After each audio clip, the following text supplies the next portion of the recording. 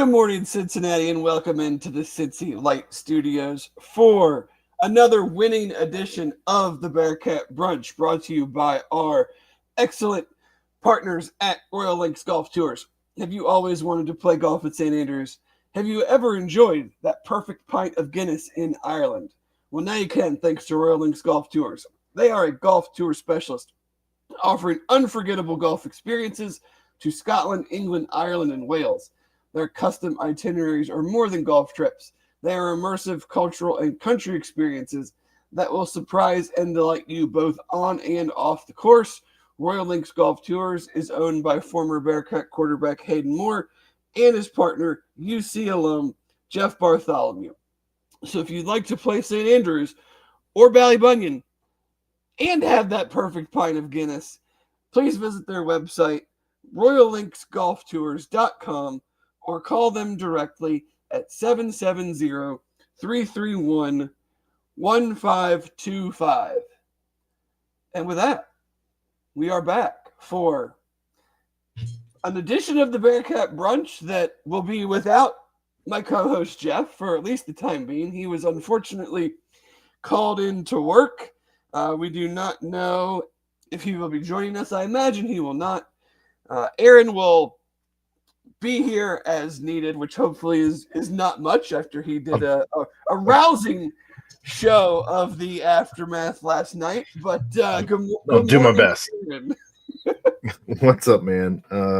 Yeah, I'll do my best. Well, thank you for everyone that's jumping in. We will be rehashing the exhilarating 70-0 Bearcats win over Northwestern State. I believe Keegan noted that it is was the third largest margin of victory. About midway through the first quarter, I Googled what is the most points that the University of Cincinnati has ever scored in a football game.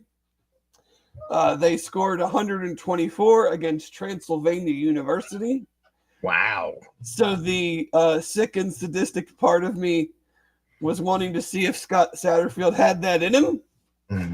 I believe he could have had it in him if he was me, but he is a much nicer and more congealed gentleman than I am. So the Bearcats did not keep the majority of the starters in, or any of the starters, frankly, past the first quarter. And that was probably good. We came into this game discussing on Wednesday night on the Bearcat Journal pod, the BCJ pod, what we wanted to see. I think I said I wanted to see a lot of points scored. I wanted to see a lot of players play, and I wanted to see no one get hurt. The first two, hands down, were achieved. I don't think anyone was hurt to a serious extent. It didn't seem like it. We're not going to know, and even if we did, we wouldn't say anything. Listening to the pressers, there wasn't anything talked about either. So right. So the typical bumps and bruises, but it didn't seem like anybody was coming out for something serious. But the stats on this one are, frankly, they're hilarious. There are some that you just don't see very often. Starting with maybe my favorite, which was the game time of 2 hours and 39 minutes, which was definitely, contributed to by the 10-minute running quarters. They're not running quarters, the 10-minute quarters in the second half.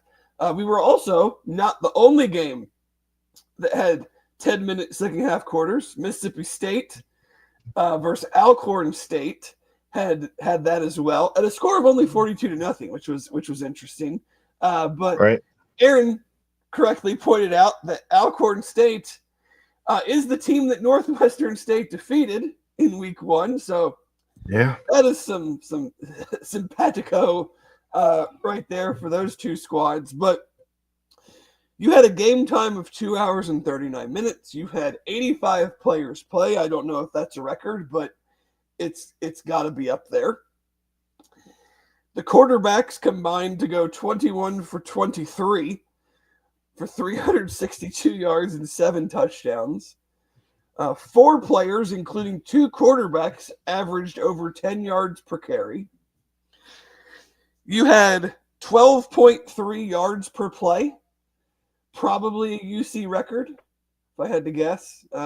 They ran less than 50. I think they ran 49 scrimmage plays.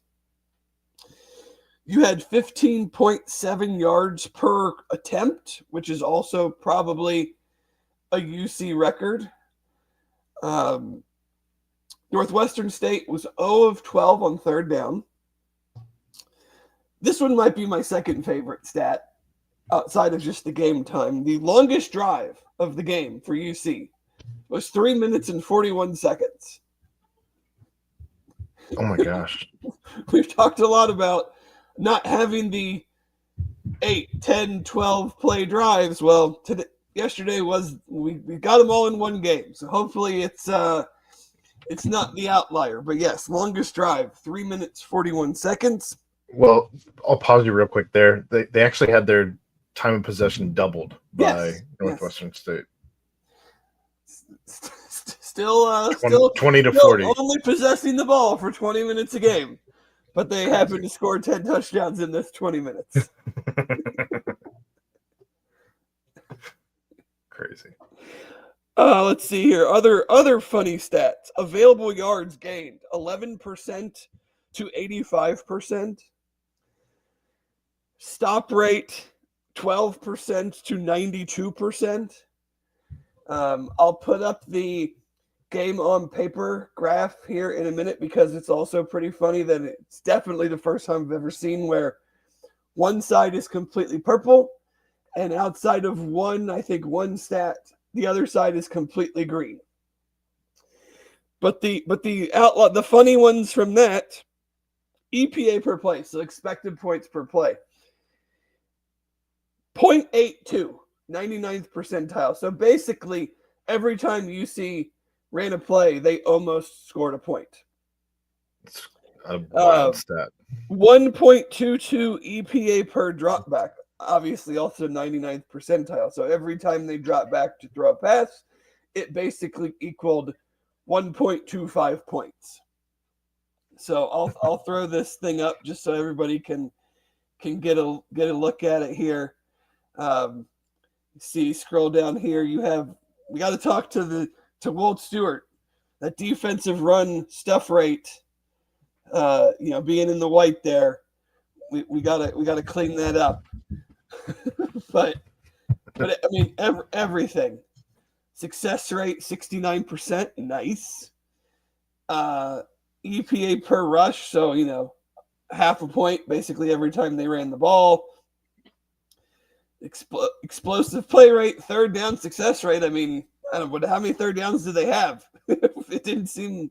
I think 2, 4, something 4. like that. I know they punted twice.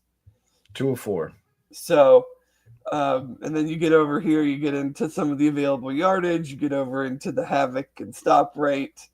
But yeah, it was nothing from that standpoint that I'd ever seen before. Like we kind of talked about going in, we weren't going to take much from this. If anything, I think what we probably took was just that, unfortunately for Northwestern State, they had a tragedy on their team. A player was shot and killed in 2023. The coach resigned for various reasons. The season was canceled, and they basically started over. And it's pretty obvious that they're still in that rebuild mode because Minnesota 70. What? I'm sorry. So they have 70 freshmen and sophomores on that team. So I mean, we had the Minnesota game last week, who lost yesterday to I think a decent Cal team, not a good Cal team. They have a really, really fun. If you haven't stayed up late and you don't have any interest in watching Cal, they do have a very fun, good, true freshman quarterback.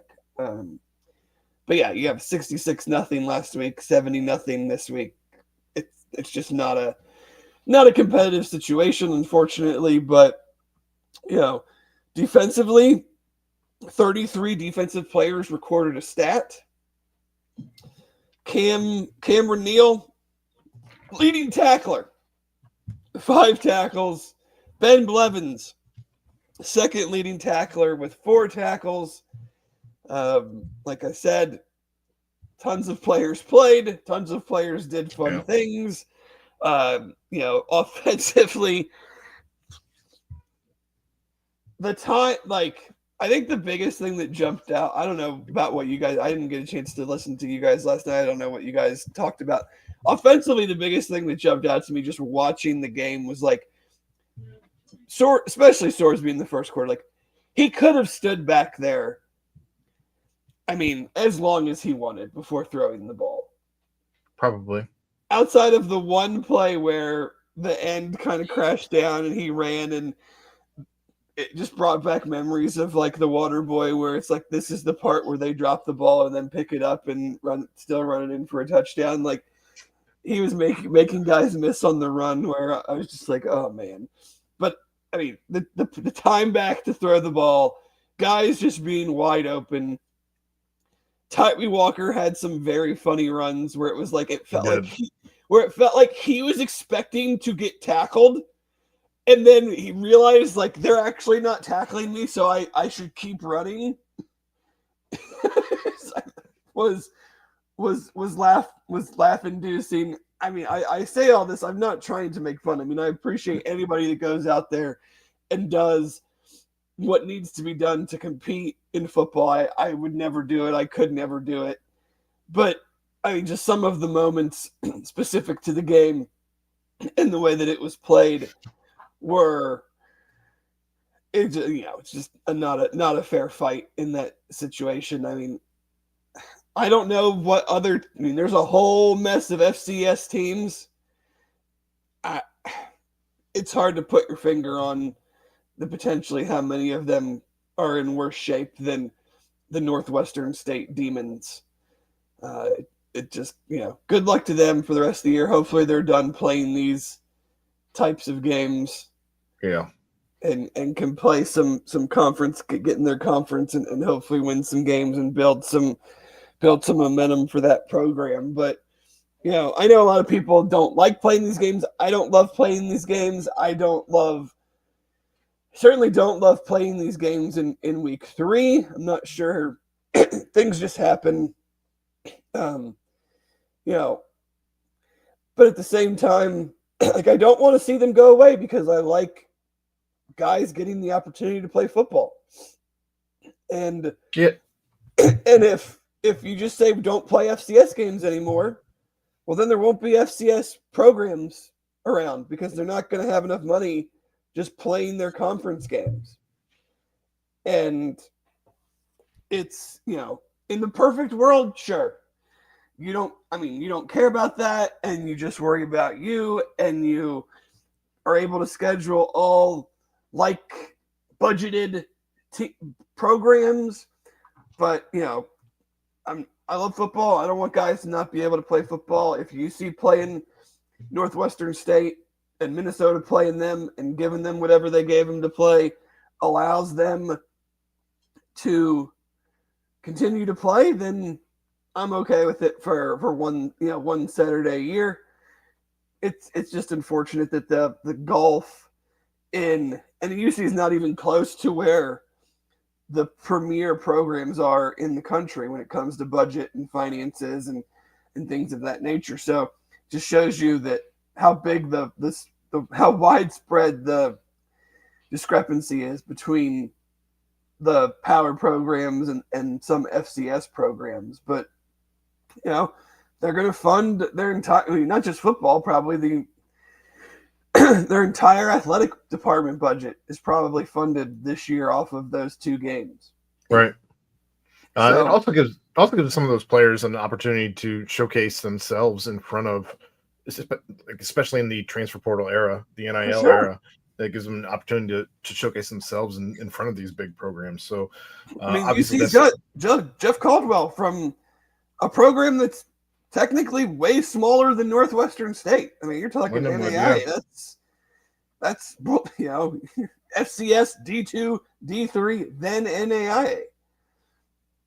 So yeah, I mean, with the portal, and I think I don't know. You said you didn't see much last night. I mean, the starting quarterback for Mississippi State last night played at Ferris State last year.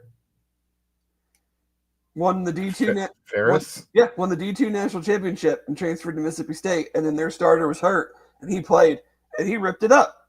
300 yards passing, one against Arkansas. Like, think about that kid 2 years ago, and then to where he is now. And I'm not saying that's 100%. I'm not saying that's 1% because of games like this, but there are opportunities out there now with the portal to play football and be seen and improve your standing in the sport and make some money from it. So in the moment, I don't know if you feel bad. I don't know if you just are like, man, I wish we just didn't have to do this, but there are benefits for those guys too. It's hard to see it when it's happening, but there are benefits for them from just a purely game standpoint. Like, there's literally nothing I'm taking from this game. I'm not taking. You cannot take a single player's. I mean, you can say like they did good things, they played well, it was nice, but like, I mean, let's talk negative. Like, come on, Max Fletcher, 37.5 yards per punt. You're not winning the Ray Guy doing that, my man. He probably knows that too. He's probably beating himself up about that last punt. I will say one takeaway I had is I think that this team's deeper than I actually realized, because our threes, even the guys at the end of the bench, still looked like they could just destroy this team. I don't know that it would be 70-0, but you had old Samaj Jones with a QBR of 487.6 on his 2 pass plays. How do you even calculate something like that? Like, I mean, it's so ridiculous. But you're right. I mean, like, usually in these situations, I mean, they were playing the true freshman very early. I was gonna I was thinking about like, oh, should I send out a tweet about like who's in the game? And I was just like, no, because it's like I'd have to watch 6 plays to be able to like catalog in my brain everyone that was actually in the game. Right. That I'm not used to seeing their number and matching their name with their number and everything. But yeah, usually in these situations, once you really, really empty the bench, the other team like puts a drive together. You miss some tackles. They just have a couple plays. They make a drive and they score a touchdown. But no, there was no moving the ball by the Northwestern State offense, regardless of who was in the game. Yep. So that was my only takeaway, I guess. Yeah, and again, like, we still don't know if that means anything for the next 9 games, but it's good to see. Like, you want those guys work their asses off. They get in there, and you want to see them be successful regardless of the competition. Like, they don't care; they get to play. They want to go in and be successful and make plays, and I thought they did. I thought, I think it was 6 penalties, probably too many, but I'm not gonna harp on that. I'm not gonna like specifically look for something to just say, like, to pretend to get angry about. Right. But is there anything that you guys talked about that I have not talked about that I missed? That's we did actually talk. That is worth talking about. We did talk about the penalties only because getting that last penalty was. I mean, those are the avoidable penalties. Like ending up with 6 penalties for 65 yards. Not terrible, not great. Just kind of is what it is. Would have only been 5 of 50 if you don't get that late personal foul. I don't even think I saw it. What happened? They didn't show replay. And it's an ESPN Plus broadcast, so you're dealing with one arm behind your back anyway. But it was just a personal foul. Okay. Just an avoidable thing, not like a holding or something silly. No, but I mean, it's and plus you got, who knows like where the pen. I mean, I don't remember. I don't keep track. I don't care to like where the penalties on starter. If the penalties were on guys that don't get a lot of game Sure. action and they're just making Sure. they're making an effort play, or they're it's kind of like they're going to be graded, and it's for them to clean up, but it's not for me to sit here and use that as something to try to act like something about this game is worth getting upset over. But they go into a bye week or an off week. I don't love the bye week. I like to say the off week. Okay. You have some, the status of Dante Corleone is up in the air.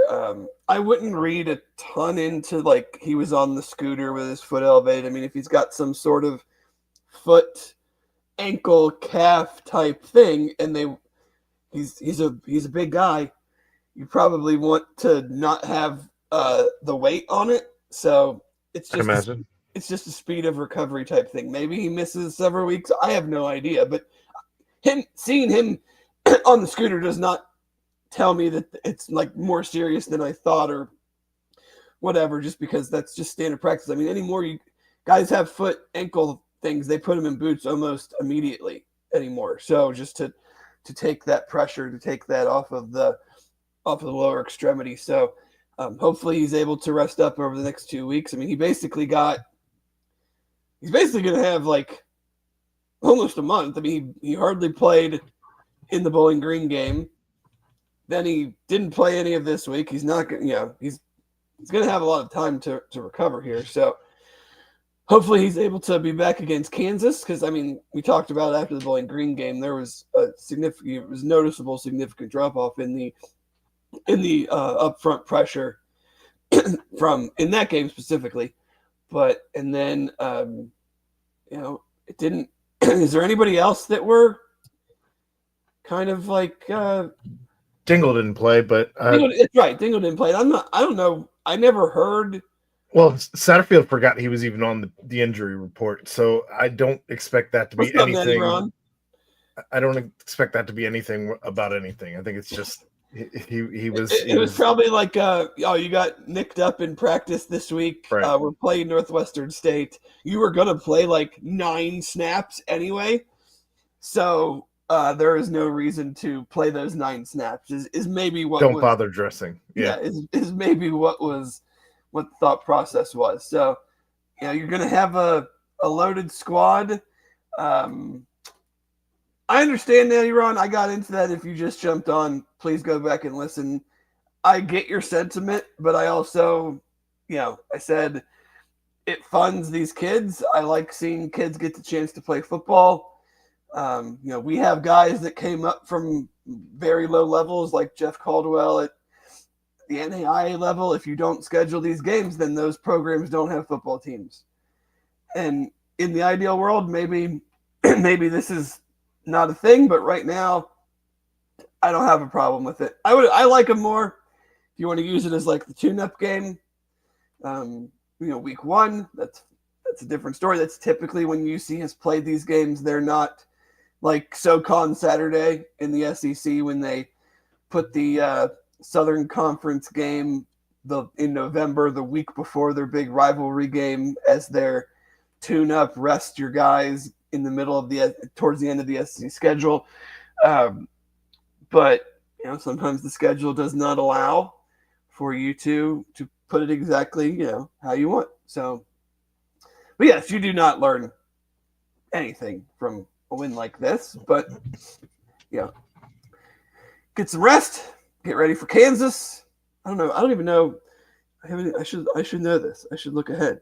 Who Kansas even plays this week? they might be off too because I think they've already played. Like because they played week 0. I think they didn't play. I don't think they played this week. I should know that, considering we already did our preview show. Yeah. So this is great radio. Games. Kansas. They play West Virginia next week. Yeah, they were off this week. They They played Fresno State, Wagner, And then the Missouri. Missouri game last week, didn't play this week, and then home against West Virginia Saturday. Who we will talk about coming up shortly. So, but yeah, that's pretty much it for the Northwestern State game. Actually, we won't talk about it. That's your guys' realm to talk about the backyard brawl West Virginia game. But yeah, Bearcats win 70-0. Go into a off week, and then start Big 12 play with what I think is a interesting 4-game stretch that will potentially tell us a lot of what this team is and what this team could be for the back half of the season. Because I think Kansas is pretty good, but there were some big holes shown in their loss to Missouri. I think Iowa State is pretty good, but what they were doing or not doing yesterday against Arkansas State, I didn't see one play of the game, but knowing that Arkansas beat Arkansas State 56-14 last week, and that Iowa State basically, I mean, it was a game, the entire game. So not sure why. And then you've got what I believe is the absolute worst team in the conference, but you're going on the road to Oklahoma State. And then you have UCF at home. You flip-flop those. I'm sorry? You have UCF first. UCF first. Okay, yes. UCF at home, then at Oklahoma State.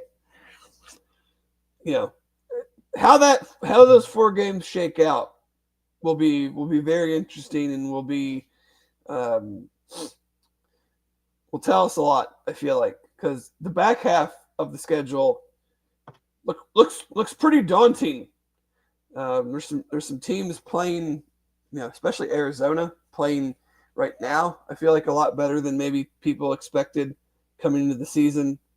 You have Baylor, TCU, BYU, Utah is looks very good. I like their quarterback a lot. So, but that is all for another time. Around the nation yesterday, guess I have to start out with my Vols.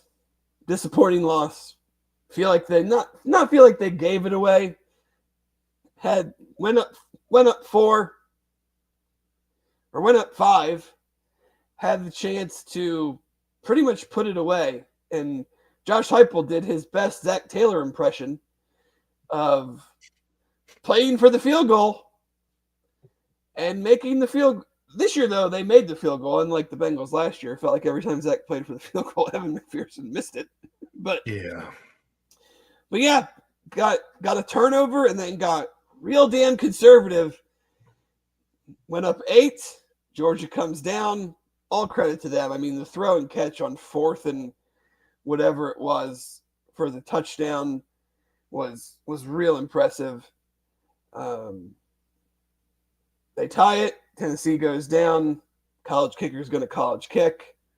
Again, didn't love a sequence in the game. It's 3rd down, 7 seconds left. I'm like, just kick it. They line up to run one more play. They get a false start. So go back 5 yards, kick it, miss it. The kick probably would have missed. If you kicked the exact same kick, it probably would have missed anyway. He pushed it pretty good, even if they didn't have the false start penalty, but just didn't love that they just, with 7 seconds left, just kicked the ball from 38 yards. So 9 in a row to the Dogs. Can't beat them until you do. So, but still a lot to like there. You had some just weird games. Ohio was a way closer than didn't see any plays, but just scored like box score watching way closer than I expected. Texas, UTEP, way closer than expected. At one point, Arch Manning threw 10 straight incompletions. He's not good. And fans were letting him have it. So he's not good. All hype. No, I guess maybe he has a shoulder injury. I don't know. I don't think he's good. Yeah, I'm not. I didn't think I'd have to tune into any of the Texas didn't UTEP game. Didn't think I'd have to find that one. Um, so didn't see any of that. You had. I'm looking very bad. I thought Clemson was like going to be national champion, definitely Final Four worthy type team. Nope. Woof, woof, woof, woof. I mean, after being down 16-3 at halftime to Troy and coming back to that one, in that one you turn around and I think Georgia Tech is good. I like Haynes King. I like the way they run the ball. But like if you're just doing blue chip ratio or composite talent, like Clemson should not be playing like this. Regardless, taking just the loss out of it, like I thought their defensive line was supposed to be like the best in the country. You got two guys that are projected to be first round draft picks. They haven't done anything in the whole season. I don't think Clemson should be ranked in the top 25 after this. They shouldn't be. They're 1-2, and their one win was a comeback win against Troy. If you're ranking them, you're ranking them solely based on the idea that they will win their next 10 games, like pedigree. Win their next 9 games. And yet they've showed you no reason to believe they'll win their next 9 games. So if you're ranking them, I can't take you seriously. If you're ranking anybody based on what you think they're going to do for the next 9 games, you can actually re-rank every week. By the way, right. So that's why you do it. Let's see. Alabama 38-14 over Wisconsin. It wasn't that close. I don't need to talk about that. Oklahoma played a fun game at Temple. I don't know if you saw this. Like Oklahoma road game in the Link. This was agreed upon 10 years ago when Temple was trying to build an on-campus stadium. So they were like calling around to try to find a team to come play them in their new on-campus stadium, and we're just like kept getting denied. And so I guess Oklahoma was the team that agreed to do it. And then 10 years later, they obviously don't have an on-campus stadium, and they lost 42-3. So that kind of just tells you like where Temple thought the program was going a decade ago and where it is now. That's awesome. I don't even know that story. Oregon had a very much play with our food 20-point win over Northwestern. Although I watched a lot of that game because the noon slate was really good last week. It was not good this week. Everything got going at 3:30. Dante Moore, their quarterback, I like a lot. That dude went to UCLA, didn't work out, transferred to Oregon, sat out all last year behind Dylan Gabriel. That guy, he did a lot of stuff that I liked. Fickle was recruiting him. Here? Once upon a time, yeah. No way. He was a five-star dude. We were never. They were flirting with him, yeah. I promise you. Well, they might have been flirting with him. He was not reciprocating the flirting.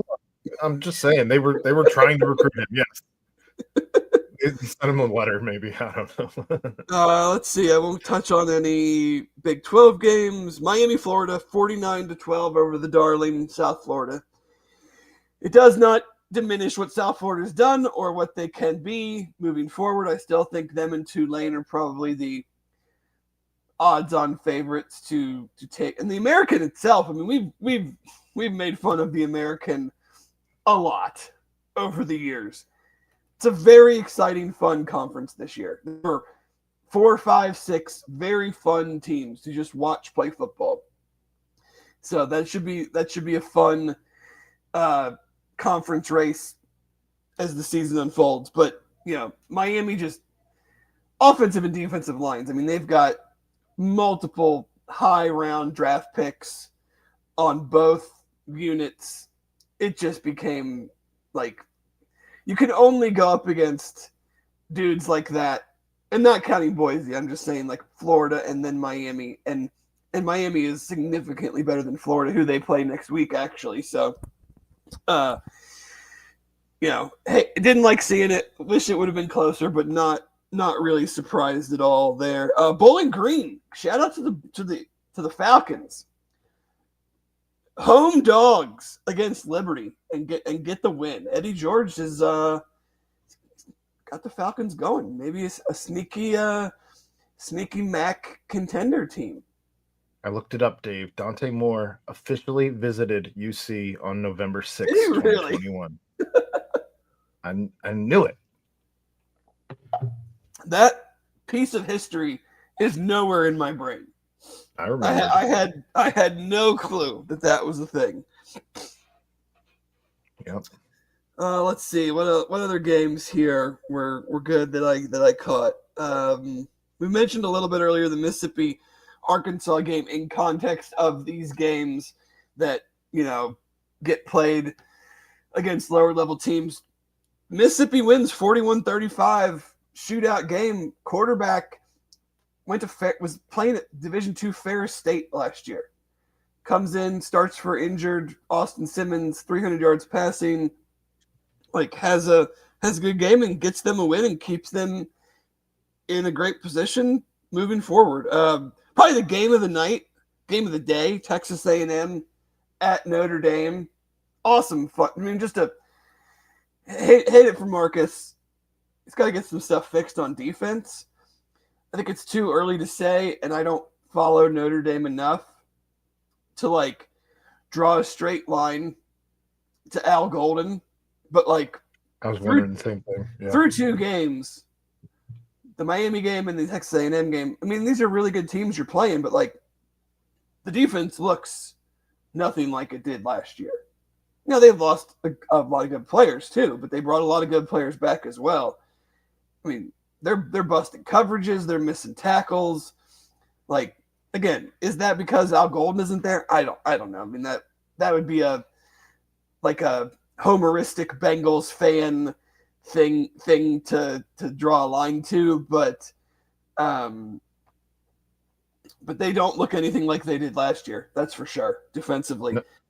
But you lose by 4 though to 2 top 25 ranked teams. You just wonder what you could do to get over that hump, because it has to be infuriating because you look at the rest of their schedule, and a lot of the people in the media are talking of is a 10-2 Notre Dame with these 2 losses still a playoff team. The rest of their schedule is I'm not going to say they should walk through it, but it ain't hard. I don't think they play Clemson.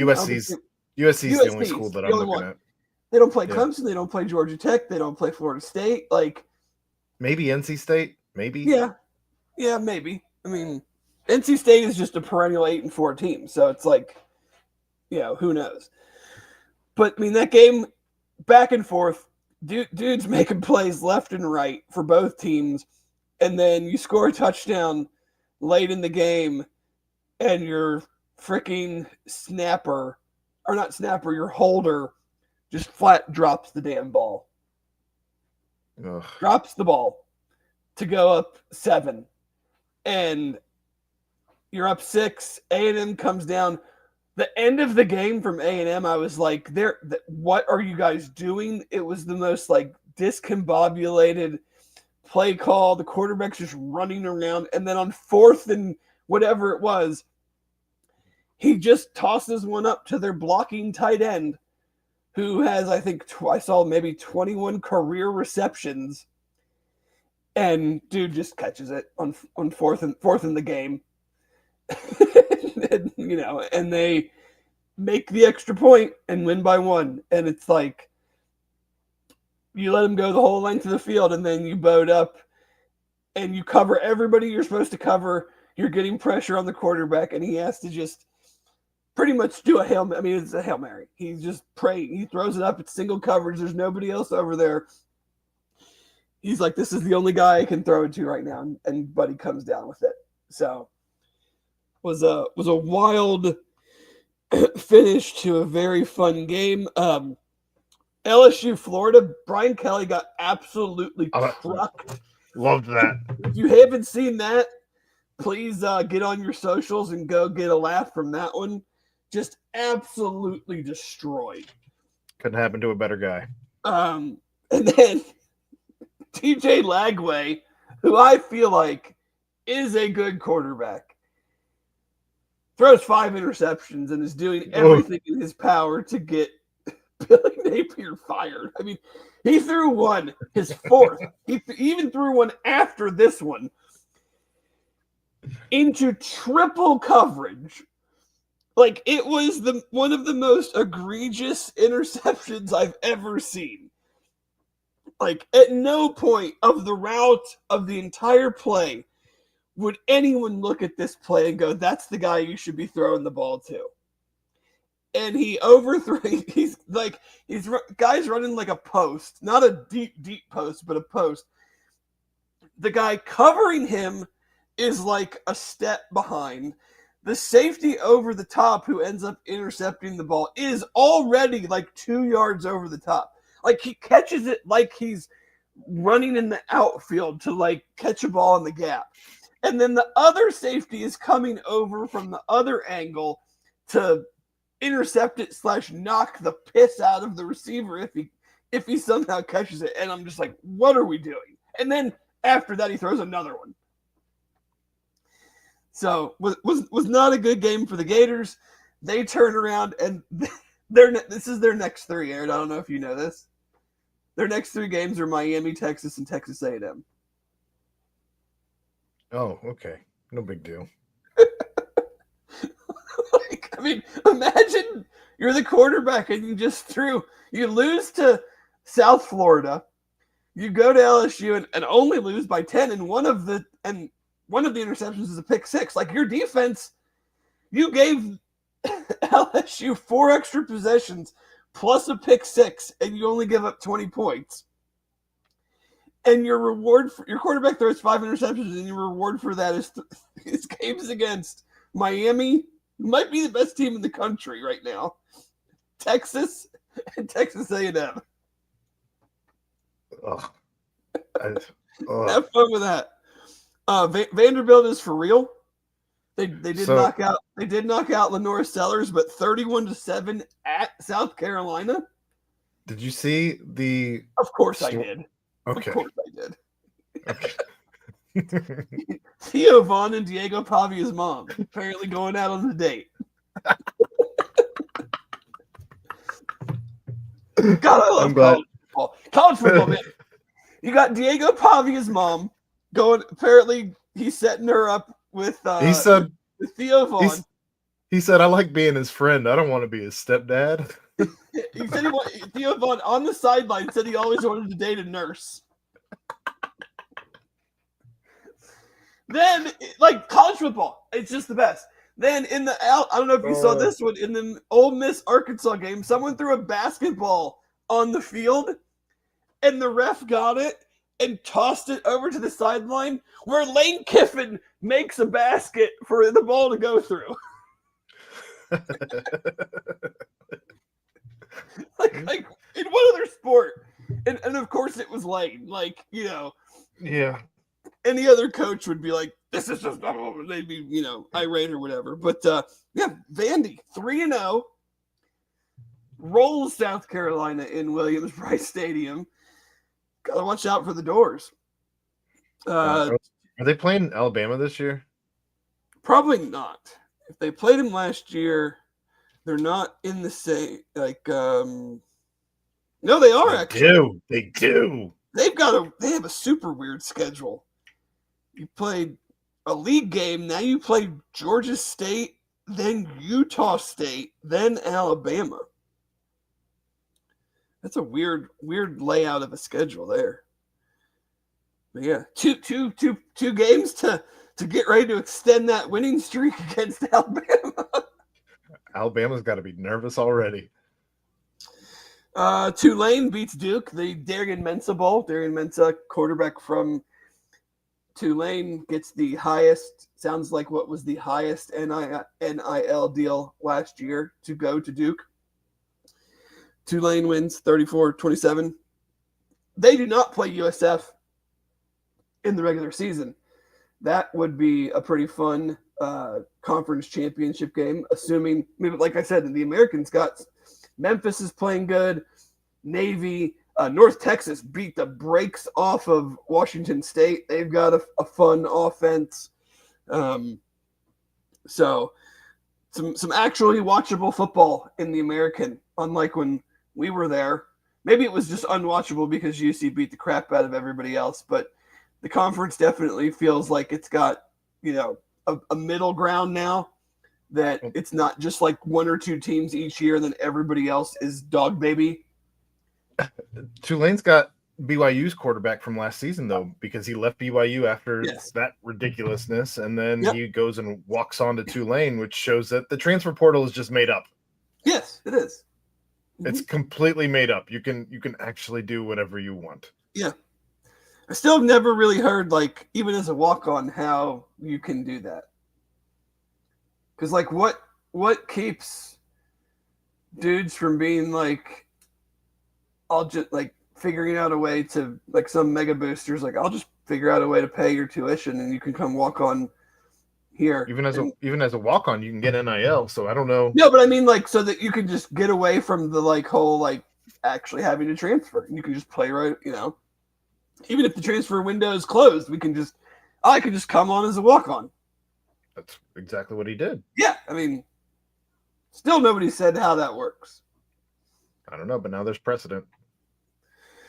Which, I mean, the stuff with the portal, like, we talked about it a little bit. I think you guys have probably talked about it a little bit. Like, that's going to last, like, probably a year until there's more lawsuits, and then something will change about it. So, or more of this. Yep.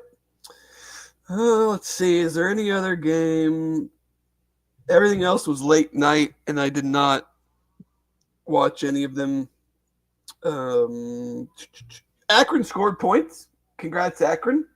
I believe they were the only team in the country that hadn't scored in the first two games. Good Lord. And then they almost beat UAB. So that tells you everything you need to know about Trent Dilfer's program, who goes to Knoxville this week. So that should be about 100-0. UAB and Trent Dilfer are not going to be together much longer. You wouldn't think so. Stanford got a win. I proclaimed that they were staring 0-12 in the face after watching way too much Stanford football for the first 2 weeks. I watched a good portion of their opening loss to Hawaii because it was the only game on late at night, and then I watched again a decent portion of their game against BYU where they looked awful. Michigan State must have just beat up Boston College, and then Boston College has to go completely across the country. I mean, it's really harder to go any further than Chestnut Hill, Massachusetts, to Palo Alto, California, to play a conference game. That is a conference game. That's insane. ACC game, and you're literally spanning the entire geography of the United States. Ugh. But yeah, that's pretty much it. That was it was a fun day. A lot of good stuff going on. 3:30, 7:30 windows. Next week we're kind of shaping up to be the week. So I mean, I'll get into it Wednesday night. I'll find 6 games, but with the Bearcats not playing, this is certainly your Saturday to get out and do some stuff if you need to get out and do some stuff. And so you can carve out some couch time over the rest of the season. I'm surprised you didn't want to bring up the New Mexico UCLA game with your boy Nico out there. I mean, at this point, it just kind of feels like piling on. I mean, they're bad. Their coach, Deshaun Foster, if you're of our age, you remember he was a damn good running back for UCLA. He says some very interesting things in his press conferences, especially given that they had about 5,000 people at the game and the team stinks. But yeah, I mean, New Mexico, whose quarterback and head coach left for Utah and then brought in, a whole new system, a whole new everything, beat the brakes off of them. And then their coach in the postgame basically said, like, in a kind of nice way was like, yeah, we're not really like, basically said like, yeah, it wasn't like this was Ohio State. Like let's not pretend like we did anything special here. We're gonna play teams better than these guys the rest of the year. I was like, shit. Things are not going well for old Nico. But yeah, I saw some funnies yesterday. It was Nico and 3.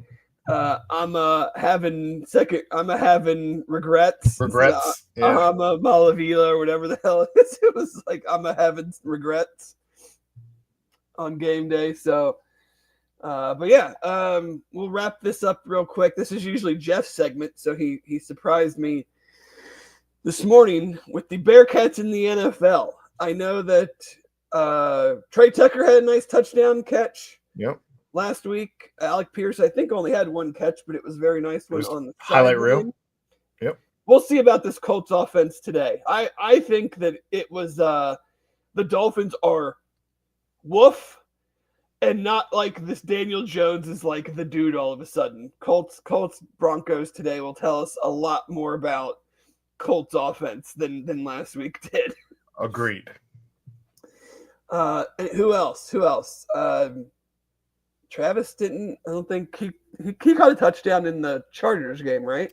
He took out his teammate for. Oh yeah. Who knows if Xavier Worthy's going to play again this season? Took him out. Other than that, I don't think Sauce didn't. I mean, they gave up 30-something points. I don't know. It could have been a good game for him. Can't say that it was. I mean, I think he. From what I saw, I think he did it. I mean, it was not from DK Metcalf, and it sounds like he traveled to basically just match up with Metcalf the whole game, which is not typically what they have done with him. I know Jawan Briggs played in that game as well. I think he had 2 tackles. So he's, as he got traded from the Browns to the Jets. Oh, hey, well, yeah. He's playing. Yeah, Eric Wilson. Still on the Vikings, I think. Bengals get them next week. He had a big game last week, Eric Wilson did. So, the numbers of Bearcats need to increase in the NFL. It feels like there's a couple, some guys got released, some guys got practice squatted. Jerome Ford against the Bengals didn't play much. I was surprised at that. Like Dylan Sampson didn't run well. Dylan Sampson touched the ball a ton in that game. Jerome Ford ended up with, I think he had like 8 touches, 6 carries, 8 yards, 1 catch, -3 yards. Nobody ran the ball. I mean, that was the best rushing performance by the Bengals defense in God knows how long. Years. So nobody ran it good there, but yeah, I mean, it's slim pickings right now. So Kobe's starting at safety for the Seahawks. They get the Steelers today. Hopefully they can get a win.